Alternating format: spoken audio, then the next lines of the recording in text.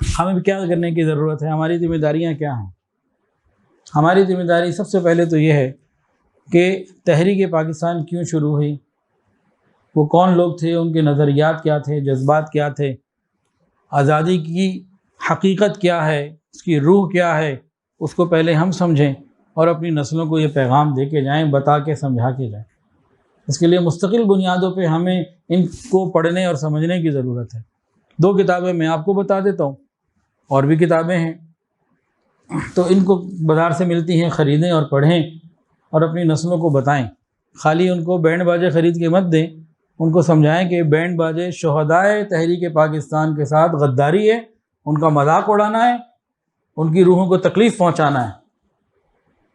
یہ کبھی ان سے خوش نہیں ہو سکتے وہ لوگ۔ ایک کتاب کا نام ہے،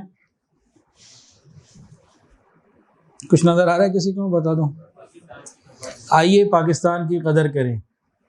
یہ ادارہ تالیفات اشرفیہ ملتان کی چھپی ہوئی ہے، یہاں سے بھی مل جاتی ہے، کوئی مشکل نہیں ہے، کتابوں کی دکان سے مل جائے گی۔ کتاب کا نام آپ کے پاس آ گیا، ملتان کی چھپی ہوئی ہے، مل جائے گی۔ آن لائن بھی دستیاب ہو تو میرے علم میں نہیں ہے۔ اور دوسری کتاب ہے، کیا نام ہے جی؟ میرا پاکستان، حضرت مولانا الیاس گھومن صاحب دامت برکاتہ العالیہ کی کتاب ہے، اور یہ سرگودا کی چھپی ہوئی ہے، یہ بھی بازار میں مل جائے گی۔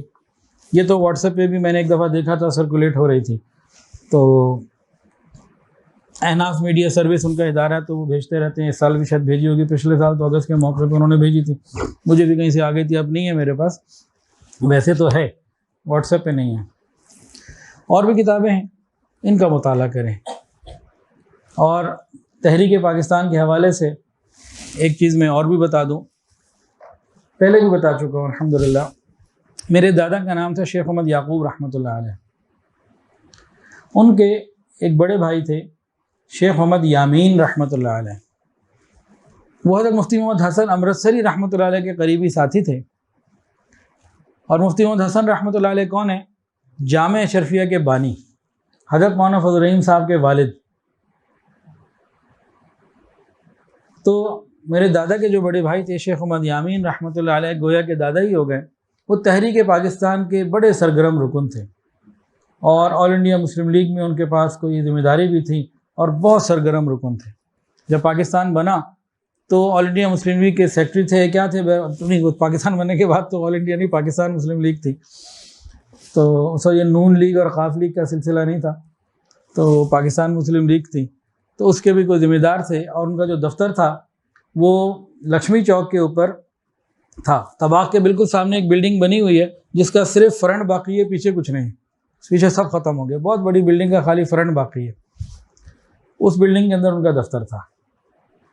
تو تحریک آزادی میں انہوں نے نمایاں کام انجام دیے، اور الحمدللہ حکومت پاکستان کی طرف سے ان کو ان کی وفات کے بعد باقاعدہ تمغہ حسن کارکردگی جو ہے وہ بھی ملا، وہ موجود بھی ہے، پچھلی دفعہ دکھایا بھی تھا، پھر کہیں گے دکھا دیں گے انشاءاللہ، تو وہ ان کو ملا۔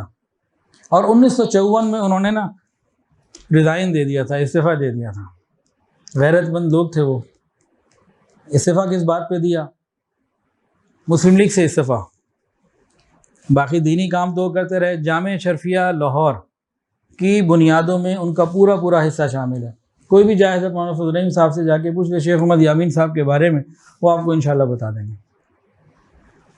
حضرت مولانا فضل الرحیم صاحب نے فرمایا مجھے خود کہ ہمیں اپنے ابا سے کوئی بات کہنی ہوتی تھی، اس زمانے میں تو ابا ہوتا ہے نا، آج تو دوست ہے وہ، تو کیونکہ اس زمانے میں ابا ہوتا تھا، تو کہ ہمیں اپنے ابا حضور سے کوئی بات کہنی ہوتی تھی تو ڈائریکٹ نہیں کہہ سکتے تھے، ہم شیخ صاحب کو کہتے، اور شیخ صاحب پھر ہمارا پیغام وہاں پہنچاتے، تو ہماری کوئی فرمائش ہے، کوئی بات وہ پوری ہو جاتی۔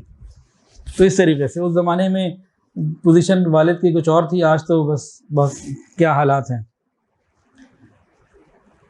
انہوں نے 1954 میں استعفیٰ دیا تھا، کس بنیاد پہ دیا؟ سکھوں کا ایک وفد آنا تھا انڈیا سے، اور واگا سے انہوں نے آنا تھا۔ حکومت پاکستان نے اس وقت طے کیا کہ ان کا پرتپاک استقبال کیا جائے گا، VVIP پروٹوکول دیا جائے گا۔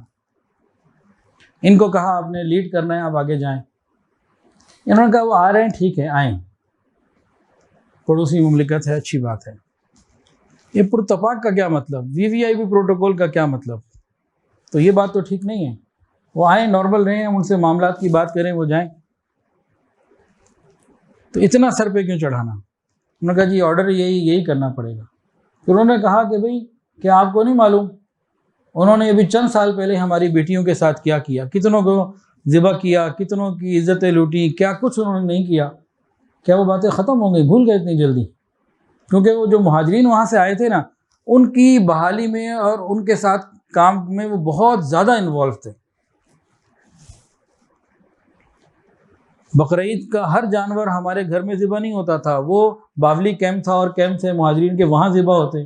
وہ ہر اتوار کو، اس زمانے میں بھی اتوار کو چھٹی تھی، یا بہرحال مختلف موقعوں پہ وہ سبزیوں کی جو ہے نا وہ گاڑیاں لے کے اور اس طرح سے وہاں پہنچا کرتے، ان کے لیے خوب مہاجرین کا خیال کیا کرتے تھے۔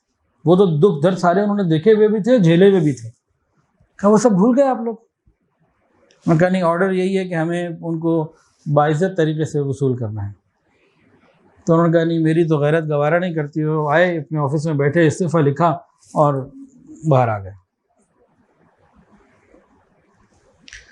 تو بہرحال اللہ تعالیٰ پاکستان کی حفاظت فرمائے، ہمیں پاکستان کی قدر کرنے کی توفیق عطا فرمائے۔ انشاءاللہ یہ قیامت کی صبح تک قائم رہے گا، لیکن ہم جو اپنی ذمہ داریاں ہیں وہ پوری کریں۔ کم سے کم ذمہ داری کیا ہے؟ اس کے لیے دعا کرتے رہیں، پاکستان کے لیے مستقل دعائیں کرتے رہا کریں، وقتاً فوقتاً دعائیں کریں۔ اور دوسری ذمہ داری کیا ہے؟ پاکستان بنانے والوں نے پاکستان کیوں بنایا؟ جنہوں نے بنایا ان کی سوچ کیا تھی، کیا ان کے رابطے تھے، تعلقات تھے، ان سب کو۔ یہ 2 کتابیں تو میں نے آپ کو بتائی دی، تو اور بھی ہیں، کم سے کم ان دونوں کو ہی لے کے پڑھ لیں۔ 200-400 روپے کی آ جائیں گی تو پاکستان کے لیے 200-400 روپے بھی خرچ کر لیں، پھر ان کو پڑھیں، سمجھیں، اپنی نسلوں کو بتائیں۔ اگر ہم لوگوں نے یہ نہ کیا تو باطل جو کر رہا ہے وہ کرتا رہے گا، پھر پاکستان میں مسلمانوں کا نام نہیں ہوگا، اسلام کا نام نہیں رہے گا، اسلام مٹ جائے گا، عمل میں نہیں رہے گا نا۔ اللہ تعالی ہماری حفاظت فرمائے۔ ویڈیو کے نیچے سبسکرائب کے بٹن پہ کلک کریں، بیل کے آئیکن پہ کلک کیجئے تاکہ ہر نئی ویڈیو کی نوٹیفیکیشن آپ کو مل جائے۔